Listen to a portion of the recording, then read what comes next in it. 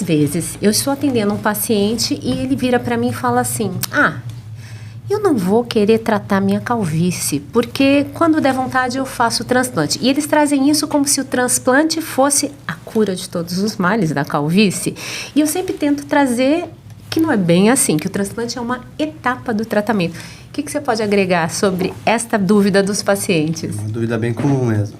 E é uma etapa, sim, é importante, mas se não tratar o cabelo, quando você for fazer o implante, você vai pegar num estágio ruim ou você não vai ter um resultado legal. Então, o paciente que trata o cabelo, você prepara o couro cabeludo, prepara os fios e vai ter um resultado muito mais bonito. E não pode esquecer que depois da cirurgia, tem que continuar tratando. Perfeito. Isso eu trago para todos os pacientes. Eu falo que um bom transplantador, um médico que é sério no transplante, ele vai exigir que o paciente já esteja tratando antes para que a área receptora fique o mais cheia possível, o mais preparada possível e para que a área doadora também esteja mais cheia, mais preparada. Assim, os resultados vão ser muito melhores.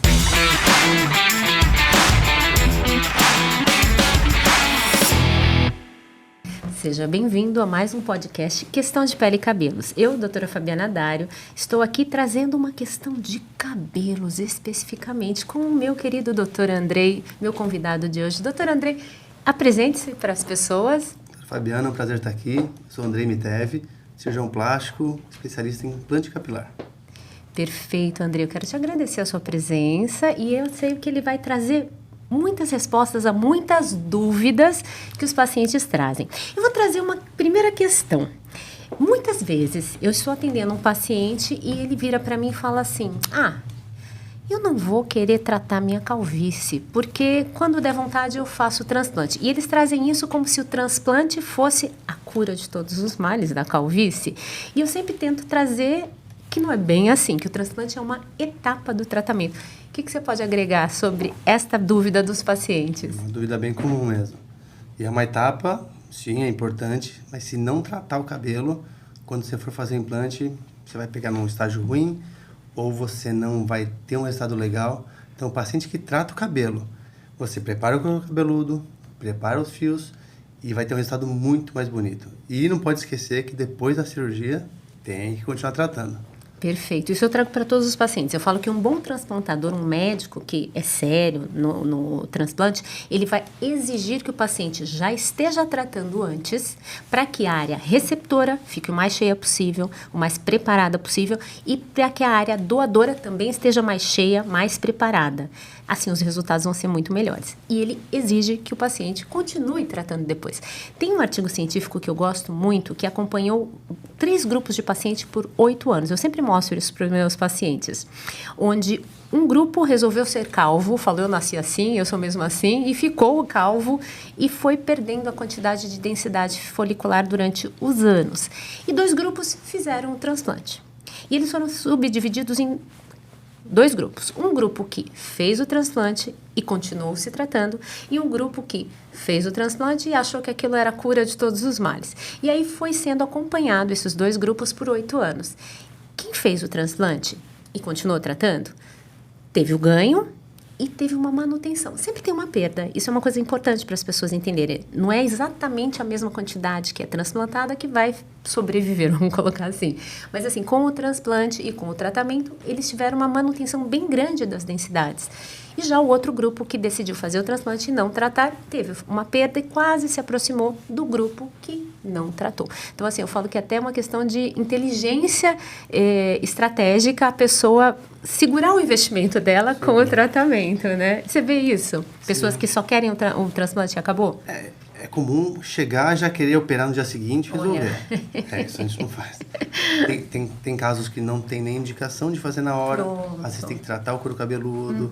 Pode ser uma doença que vai implantar o cabelo e vai cair depois. Tem muita coisa que tem que pensar. Agora, colocar o fio, achar que resolveu, não dá. Doce ilusão, né? Não dá. Muitos ficam, mas o problema não é nem só o que você coloca, é o que você deixou de tratar. Certo. Então você coloca fio onde não tem, onde tem espaço, onde já tem o fio dele que vai cair com o tempo, se não tratar, vai ficar o buraquinho depois. Perfeito. E vai ficar rarefeito e ele vai reclamar. Sim. E não é o fio que implantou, é o fio que não cuidou. Perfeito. Isso acontece. Isso é muito sério, gente. A gente precisa fazer um investimento valer a pena, né? Sim. E assim, tudo que é programado é muito mais bem feito, né? Eu acredito muito em prevenção e programação. Tudo que é programado vai muito melhor. E aí, como você prepara esse paciente para o transplante? O que é o ideal, o mundo ideal? O ideal é ele passar com uma dermatologista, claro. Tem que ser.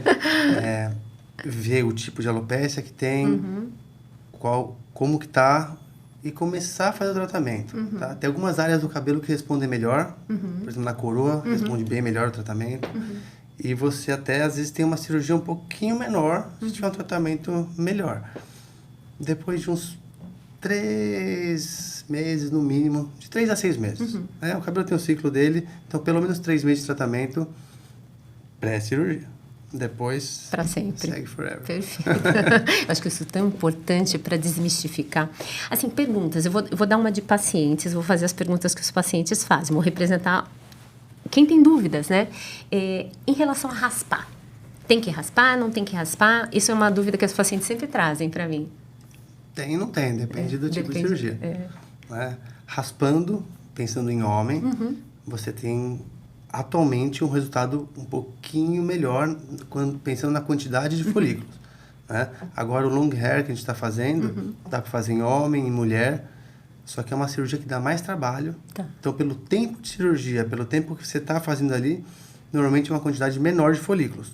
Mas você pode programar em 2 vezes. Então, raspar não é obrigatório. Perfeito. Mas essa long hair é uma coisa que as mulheres me perguntam bastante. Então, conta um pouco mais para que elas saibam que existe essa opção. O long hair, ele veio, claro, principalmente pensando em mulher. Você não raspa o cabelo, né? Dá mais trabalho, você tem que separar direitinho o fio, preparar, tirar um por um igual. Só que você não raspa a doadora. Perfeito. Na hora de implantar, você implanta igual. Perfeito. Né? Você também não raspa onde vai implantar. Então, é uma cirurgia mais trabalhosa, tecnicamente um pouquinho mais complexa. Mas para a mulher funciona perfeitamente. Ela sai como se não tivesse feito nada. Perfeito. Aí tem aquela fase de coleta, né? O que coloca acaba caindo, né? A fase Só para as pessoas não se assustarem. Vai. A fase de coleta, você está falando do procedimento cirúrgico, ele demora mais tempo. Ele demora de 3 a 4 horas. Pensando num paciente que fosse raspar, você demora metade do tempo. Então, Perfeito. é o dobro. Então, você ganha em tempo, né? Você perde em tempo, mas você ganha em estética. No caso da mulher... Mulher assim, não tem nem que pensar, não tem sentido raspar o cabelo. Elas se assustam muito com a ideia de raspar. Mesmo alguns homens que não podem, vou citar um executivo, alguma coisa que vai chocar muito, tem indicação também. Perfeito. Às vezes a gente divide em 2 procedimentos pela quantidade que consegue, mas tem indicação. Mas na hora de implantar, você implanta como se fosse outra cirurgia. Não vai implantar longo. Se fosse implantar longo, ele não ia ter sentido. Ia ser um fio que ia ter mais chance de você realmente arrancar, cair. Se você implanta curto, a evolução é igual. Vai fazer casquinha, vai cair e depois ele vai crescer em torno de 3 a 4 meses. É importante as pessoas saberem disso, que cai, né? Tem pessoas que ficam meio desesperadas, né? Então, faz Aí parte. cai até tudo. Né? Mas depois vai nascer, Depois gente. nasce. É uma plantação, a gente tem que pensar nisso, né? Exatamente. Eu falo que é uma jardinagem, né? A gente põe a sementinha. É. E ela demora aí o seu ciclo de 3 a 4 meses para começar a crescer. Como se fosse uma fase do cabelo mesmo. Perfeito. Aí ele cresce e vai devagarzinho. Cuidados pós. O que você orienta para o teu paciente logo que acaba o transplante? Olha, os primeiros 3 dias são os mais importantes. É quando o fio está se alimentando só com o que tem em volta dele, né? Não pode mexer. Aí a primeira lavagem, normalmente de 24, 48 horas, o ideal é fazer na clínica. Perfeito. Né? E a partir do 3º dia já tem os vasinhos novos crescendo ali, alimentando o folículo. Então ainda não pode ter um trauma grande, mas já dá para ter um pouco mais de tranquilidade. Até o 10º dia. 10º dia, vasos mais firmes, aí ele segue uma vida relativamente normal. Mas tem que respeitar, Sim, né? Com alguns cuidado, cuidados, como lavar né? o cabelo, academia depois de 15 dias. Enquanto tem casquinha, não pode ter nenhum trauma. Perfeito. Então, dá para seguir uma vida Pseudo-normal. pseudo-normal, mas com alguns cuidados. Tá, eu acho que é bem importante as pessoas entenderem isso, né? Tem vezes até que a gente fala, tira umas férias, né, para poder fazer, fica mais recluso em casa. Em relação ao verão e inverno, cirurgião plástico gosta muito do inverno, né, para fazer as cirurgias. Em relação ao transplante, o que você recomenda? Dá para operar nas duas épocas, mas claro, no inverno é um pouco mais confortável. Tá. O verão, tinha até ar-condicionado, tudo mais fácil, mas o calor piora um pouquinho. Tá. Porque aumenta a sudorese, é um dos motivos de, às vezes, coçar, querer mexer. Então, diminuir o calor é legal. Perfeito. Mas dá para operar. Dá para operar. Programando direitinho, dá. Tabagismo. Isso é uma coisa que eu acho que atrapalha qualquer pós-operatório, né? Então, seria uma recomendação? Não pós, né? O pré também. Tudo. A gente, às vezes, normalmente para pelo menos 2 semanas antes. Né? De aproveitar e parar de fumar, né? Isso. E o ideal é 1 mês depois. 1 mês é um momento chave, assim. Ele volta às atividades de rotina, volta a poder usar capacete, volta a poder fazer um monte de coisa. Então, talvez não seria o ideal, né? O ideal é que eu falo, pega esse gancho e já aproveita para parar, né? Seria o ideal, né? Tem diminuído. Né? A quantidade de pacientes. Isso eu tenho visto também no consultório. As pessoas fumam cada vez menos, o que eu acho que é um ganho gigantesco para pele, cabelo, unha e tudo, né? Em geral, né? Eu acho que tem algumas leis que até vieram para ajudar, né? Esse negócio de dificultar o tabagismo, eu acho que fez com que as pessoas realmente diminuíssem. E eu acho também, eu tenho visto que a geração mais nova é mais saudável. Eu não sei, os meus filhos eu vejo que eles estão mais saudáveis do que eu era na mesma idade deles. Eu falo que a saúde, ela agora parece que virou o novo normal, né? Pelo menos o meu filho de 15 anos gosta de fazer exercício, gosta de beber água, não sei quantos litros por dia. Ele é todo focado, assim, em exercício e alimentação, o que vai pré-treino, pós-treino. Eu falo, gente, que coisa. Se cuida mesmo. Se cuida mesmo. Tanto que faz sucesso agora no geral, coisas que são saudáveis. É isso que vende, né? Eu acho isso maravilhoso. Eu falo, meu Deus, que bom que na época da adolescência do meu filho, a saúde é que é a moda. Eu falei, graças a Deus. Eu só comemoro. Ele só bebe menos, fuma menos. Sim, eu acho isso maravilhoso. E fuma menos, e aí a gente só tem vantagens, né? Assim, você vê mais a procura do homem ou da mulher no transplante? Homem. Homem, né? Com o long hair... Agora a mulher tá aumentando. Elas começaram a criar mais coragem. A gente fazia da seguinte maneira. Levantava o cabelo, raspava um pedacinho, fazia uma janela. Então, já era um procedimento mais curto para fazer na mulher. Né? Mas a maioria é homem. Agora, elas estão criando mais coragem, estão vindo. Mulher, muitas vezes, tem que fazer um pouquinho na entrada ou na hairline, né? Na linha frontal, tem que fazer um pouquinho só para melhorar. Então, aumentou.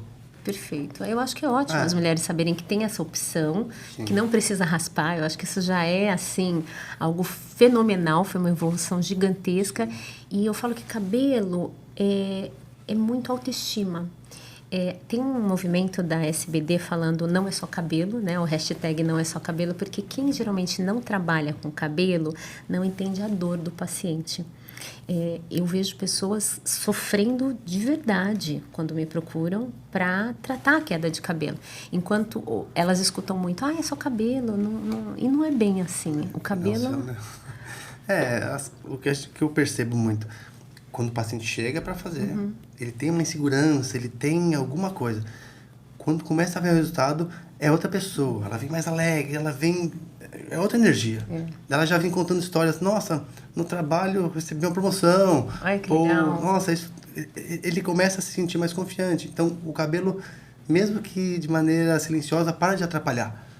O cabelo, ele é uma insegurança e a pessoa acha que onde ela entra estão olhando. Quando ela tem o cabelo, ela se sente melhor. Aquilo não incomoda mais. Então, ela consegue ser mais natural. Legal isso. Eu digo que o cabelo é bíblico. Sansão perdeu a força quando a Dalila foi lá e cortou o cabelo dele, né? Então, eu falo que tá desde a Bíblia, né? Então, o cabelo é bíblico. Eu acho que ele é a força, é autoestima, você está trazendo muito isso. É tudo de dentro para fora, né? Então, eu acho que esse movimento de cuidar do cabelo é um autocuidado. E tudo que é autocuidado é autoestima. E se a gente melhora a autoestima, a gente começa a conectar com situações que vão fazer com que a gente evolua, né? Sim. Então, tem todo um link aí que faz muito sentido para mim. Eles confessam depois, né? Eles falam uma coisa, uma dor que tinha, eles se abrem, falam, é bem legal. Essa parte é bem legal. É legal, né? Eu falo que todo fio importa, né? E isso é importante para eles seguirem o tratamento, porque eles gostam tanto que eles falam, não, agora eu vou cuidar. Agora eu vou cuidar. Isso é muito legal.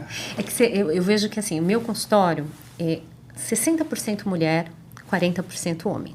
Eu sei porque é tudo planilhado, eu consigo ver no sistema. 80% do meu consultório atualmente está cabelo. É que eu trato de dermatologia geral, mas o cabelo é a procura maior lá no consultório por mim. E você está trazendo que talvez a tua realidade, se bobear até o inverso, mais homem... 90% homem. 90-10% mulher. Então, acho que é legal porque a gente tem as duas visões acontecendo simultaneamente. E autoestima, eu falo que é merecimento. No meu caso, como eu trabalho mais com mulher do que com homem, eu vejo que a mulher tem uma questão de desmerecimento. É assim que eu falo. Deixa eu traduzir aqui as minhas palavras. A mulher, ela costuma se colocar por último na fila. Então, eu vejo muito mulheres cuidando dos filhos primeiro, do marido, da casa, da família, do trabalho, e aí elas se colocam por último. Então, quando vem uma mulher fazer um tratamento de cabelo comigo, eu sei que ela está se colocando... não egoisticamente, ela está se cuidando, né? E muitas acham que é egoísmo, e não é, gente. Eu acho que o autocuidado faz parte de merecimento, que faz parte da autoestima, que vai fazer com que essa mulher se olhe no espelho, se veja melhor, melhore o relacionamento dela com o parceiro, melhore com os filhos. Eu acho que melhora com tudo. É que nem você falou, até questões de promoções, né? Desbloqueia o merecimento. E isso, para mim, é incrível. Eu fico muito feliz quando uma mulher me dá essa chance. Homem também. Mas eu acho que, assim, o homem, pelo que eu estou entendendo que você traz, é que ele não confessa, talvez, nem para ele mesmo que ele tem essa questão da autoestima. A mulher, ela já confessa, mas ela não se coloca em primeiro lugar. Sim. E aí, quando o homem decide, ele vai e faz. Eu não tenho dúvida. O homem chega lá para tratar e tô tratando, e tá tudo certo. A mulher, ela chega para tratar, mas muitas vezes ela tem outras questões. Ai, será que eu vou? Mas quando ela vai, eu falo, gente, olha que incrível, que todo fio importa. Não, é isso mesmo. É o egoísmo ao contrário, né? Ela vai estar se dedicando mais para a família depois, ela vai estar melhor. É o oposto do egoísmo. Pelo contrário, né? É que nem tem aquela regra do avião que quando cai a máscara de oxigênio, você tem que colocar primeiro em você para você depois ajudar o próximo, né? Isso é regra. Isso. E as pessoas não lembram dessa regra no dia a dia. Acabam pondo a máscara de oxigênio nos outros e não colocam em si próprio. E homem também tem... Hoje em dia tem muita propaganda, as pessoas falam com mais tranquilidade. Antigamente tinha um pouco de mito, a pessoa fazia e todo mundo percebia. Falava, né? Não, fica parecendo cabeça de boneca. Hoje em dia é natural, você nem percebe. Você percebe a hora que faz, mas depois cresce e fica natural. Fica natural. Eu costumo explicar para os pacientes que antigamente os transplantadores, os primeiros que foram pioneiros, eles não sabiam a anatomia do folículo piloso, porque tem uma regra de quantidade de unidades foliculares por local, né, na linha de implantação e indo para trás. Antigamente não se sabia isso, então tirava e implantava sem regra, né? Então ficava parecendo cabelinho de boneca. Cabelo que era para estar para trás estava na frente, ficava aquele tufinho assim. Eu conheço gente da minha família mais antigo que tem os tufinhos de boneca assim na frente. E você sabe que foi transplantado e que foi uma técnica antiga. Só que a coisa evoluiu tanto que agora vocês seguem direitinho a unidade anatômica no lugar certo, então fica muito natural, fica incrível, fica... Você tenta copiar a natureza, né? Você pega o fiozinho mais delicado, põe na frente, a angulação é muito importante, a densidade é importante também, e vem ficando uma transição natural. Então você não vê nem a linha que foi feito, nem essa transição, então fica realmente super natural. Perfeito, gente. Isso é legal. Então, eu acho isso é autoestima, né? É de dentro para fora. Mas o que evoluiu é que a gente hoje em dia tira com um instrumento muito delicado. Então, o fio ele vem com a unidade completa, vem a parte da glândula, tudo certinho, só que ele é muito delicadinho. É o mínimo que precisa para manter lá. Então, quando coloca, ele fica natural. Antigamente você tinha que pôr um tufão. Mas não dava, né? Não, gente, a coisa evoluiu como tudo na vida, né? Isso é que é muito legal. E tá evoluindo ainda. Ainda tem, né? Ainda tem muita coisa. Gente, que bom. Eu acho que isso é o legal da medicina, né? É uma ciência que não para, né? A gente está sempre em constante evolução. Agora, acho que até com o IA, muita coisa vai mudar, né? Eles estão falando muito de IA para você fazer a programação. Tá. Então, o que o paciente gosta? Ele gosta de se ver como ia ficar. Tá. Quando começaram a fazer o transplante long hair, não para tirar, mas implantar ele longo, você fazia a fita, que não se faz mais praticamente hoje em dia, e você implantava longo. O paciente se olhar no espelho e falar, nossa, olha como fiquei. Mas depois caía tudo. Sim. Então, assim, só tinha um pouquinho de sentido para ele se sentir bem.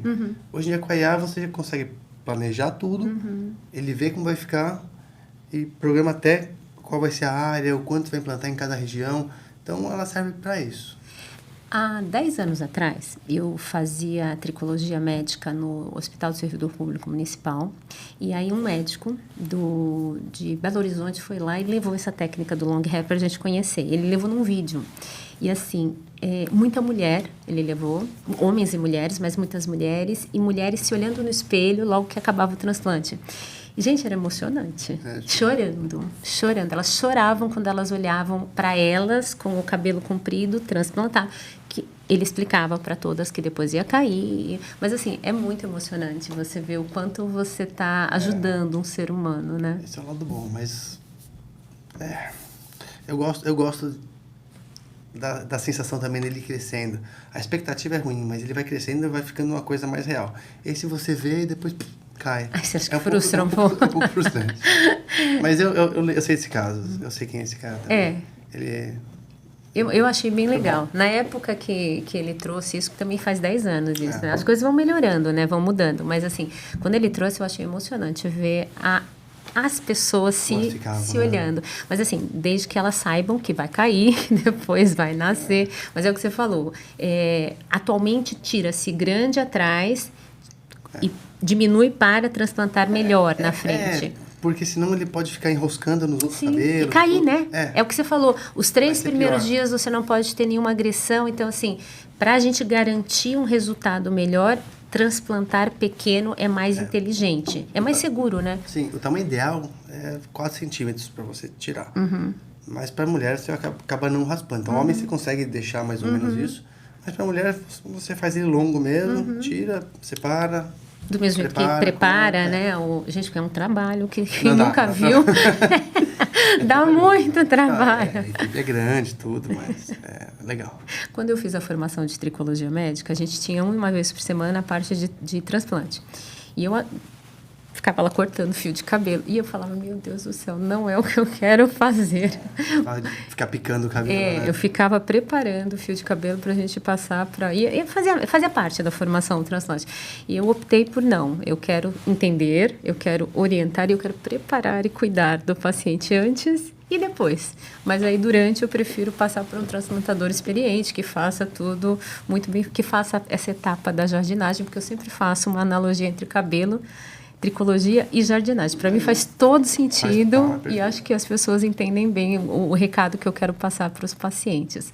Gente, tem muita coisa aqui, tem muita dúvida, mas eu acho que a gente conseguiu pincelar. Tem algo mais que você acha que você escuta de dúvidas no teu consultório, no teu dia a dia? Não, o que eles querem saber é quando começa a crescer. Tá. É em torno do 4º mês, né? A gente vai ter uma densidade maior em torno do 6º mês e cresce até 1 ano. Tem alguns que demoram um pouquinho mais, mas em torno de 1 ano e tem um resultado mais definitivo. Legal. É isso que eles querem. Outra dúvida, quando eu posso fazer uma segunda etapa? Então, pode ser a partir de 1 ano ou mais. 6 meses seria o mínimo, mas eu não recomendo. O ideal é esperar um resultado para saber onde precisa. Perfeito. Tá? Muitas vezes, tratamento clínico até adia por mais tempo isso. Perfeito. Ou nem precisa. Acho que é isso. Esporte, 1 mês, é isso. Eu acho que agora deu para as pessoas se animarem e seguirem atrás do transplante. Tem muita coisa boa. Muita coisa boa. Muita coisa boa. Gente, eu acho que a gente conseguiu pincelar bastante coisa, né? Eu quero agradecer a presença do Dr. Andrei aqui. Andrei, muito obrigada pela sua presença. Eu queria que você se despedisse das pessoas. Foi um prazer estar aqui. Acho que a gente pode marcar outras vezes para poder conversar um pouquinho mais. Tem muita coisa nova, tem muita coisa acontecendo na parte de implante capilar. E é isso. Obrigado. Eu que agradeço a sua presença, achei que foi super esclarecedor, acho que as dúvidas que eu escuto no dia a dia, acho que eu consegui aqui pincelar, representar os meus pacientes, que eu acho que isso é bem legal. E eu quero convidar vocês para mais uma edição do Questão de Pele e Cabelos. Siga-nos nas nossas mídias sociais e até a próxima.